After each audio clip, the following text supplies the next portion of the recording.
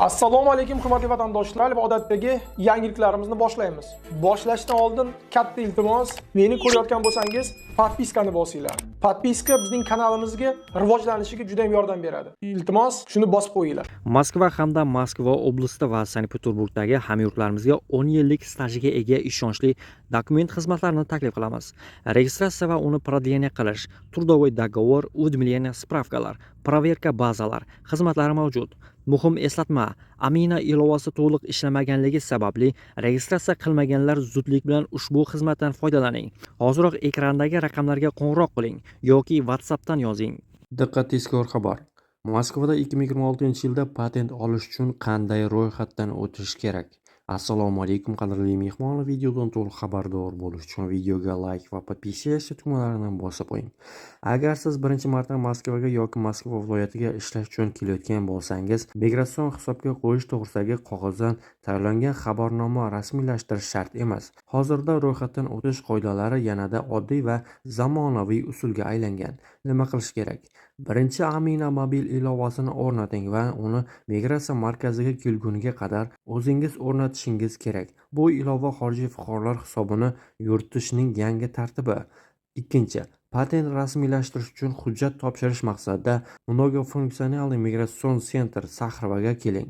2025-yil 1-sentyabrdan boshlab Moskva va Moskva viloyatida yangi eksperiment joriy etilgan. Unga ko'ra, O'zbekiston, Tojikiston, Qirg'iziston, Ozarbayjon va boshqa davlatlardan ishlash uchun kelayotgan fuqarolar Amina ilovasidan foydalanishi shart.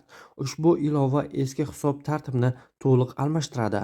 Amina orqali siz migratsiya markazining manzili bo'yicha ro'yxatdan o'tasiz.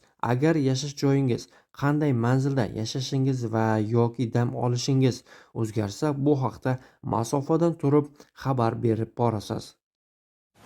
Tinimsiz 4 kun yoqqan qor sababli Moskva ko'chalarida ayrim joylarda 7-8 metrgacha yetgan qor uyumlari paydo bo'lgan. Vladivostokda ham shu holat. Bir sutka ichida shaharda bir oylik yog'ingarchilik me'yori yog'di. Avtomobil, avtobuslar va hatto maxsus texnika ham qor uyumlarida qotib qolmoqda. Shamol tezligi 27 metrgacha yetmoqda. Rossiyada majburiy tibbiy ko'rikdan o'tishdan bo'yin tovlagan mehnat muhojirlarini javobgarlikka tortish rejalashtirilmoqda. Bu haqda Davlat dumasi raisi Vyacheslav Volodin ma'lum qildi.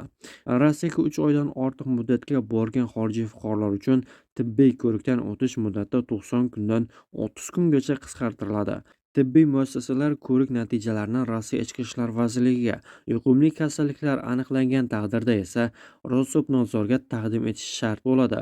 Bu choralar qoidabuzarliklar aniqlangan hollarda migrantlarni tezkor ravishda deportatsiya qilishga qaratilgan. Tibbiy ko'rikdan o'tishdan bo'yin tovlaganlik uchun ma'muriy javobgarlikka joriy etilishi rejalashtirilmoqda. Jarima solinishi va sud qarori bilan mamlakatdan chiqarib yuborish ehtimoli mavjud. Migrantlarning sog'lig'i haqidagi hujjatlarni soxtalashtirish esa jinoyat deb hisoblanadi. Vyacheslav Volodinning aytishicha, ushbu choralar migrantlar ustidan nazoratni kuchaytirish va jamoat xavfsizligini oshirishga qaratilgan. Markaziy Osiyodan kelayotgan migrantlar terrorchilik guruhlari tufayli xavf toifasiga kiradi. MDH bosh kotibi Sergey Lebedev shunday fikr bildirdi. Terrorchilik soni ortib borayotgani, shuningdek, Markaziy Osiyo fuqarolari orasida bunday shaxslar ko'paygani haqidagi ma'lumotlar bizni xavotirga solmoqda, deydi u. Qarzdorligi bo'lgan migrantlarning patenti yangilanmasligi mumkin. Rossiyada qarzdorligi bo'lgan migrantlarning ish ruxsatnomalari yangilanmasligi mumkin. Sud qarorlarini, shu jumladan qarzdorlik bilan bog'liq qarorlarni bajarmagan chet elliklarga patent berishni yoki yangilashni rad etish ko'zda tutuvchi qonun loyihasi deputatlar tomonidan Yangi yil ta'tilidan keyin taqdim etiladi. Bu haqda Davlat dumasining Mehnat, ijtimoiy siyosat va faxriylar ishlari bo'yicha qo'mitasi raisi Yaroslav Nilov e'lon qildi. Agar migrant ashaddiy qarzdor bo'lsa, sud qarori bo'lsa va ular to'lamagan qarzlar bo'lsa, bu ham patent berishni rad etish uchun asos bo'lishi kerak. Ushbu qonun loyihasi hukumatga taqdim etildi. U bahorgi sessiya davomida Davlat dumasiga taqdim etiladi, dedi u. Qo'mita raisining so'zlariga ko'ra, tashabbus qarzni to'lash uchun rag'batlantiruvchi omil bo'lib xizmat qiladi. Yaroslav Nilov ilgari taklif qilingan tuzatishlar Rossiya sudining har qanday qarorni qasddan bajarmaslik patentni bekor qilishga sabab bo'lishini ham xabar qilgan edi. Alisher Qodirov o'zbekistonliklarni zudlik bilan Rossiyani tark etishga chaqirdi. O'zbekiston Respublikasi Oliy Majlisi Qonunchilik palatasi spikeri o'rinbosari, Milliy tiklanish demokratik partiyasi raisi Alisher Qodirov Rossiyada bo'lib turgan o'zbekistonlik migrantlarni mamlakatni zudlik bilan tark etishga chaqirdi. Bu haqda u o'zining ijtimoiy tarmoqlardagi sahifasida yozdi. Uning ishoning deya urg'ulashicha, Rossiyada bundan buyon vaziyat oy sayin faqat yomonlashadi.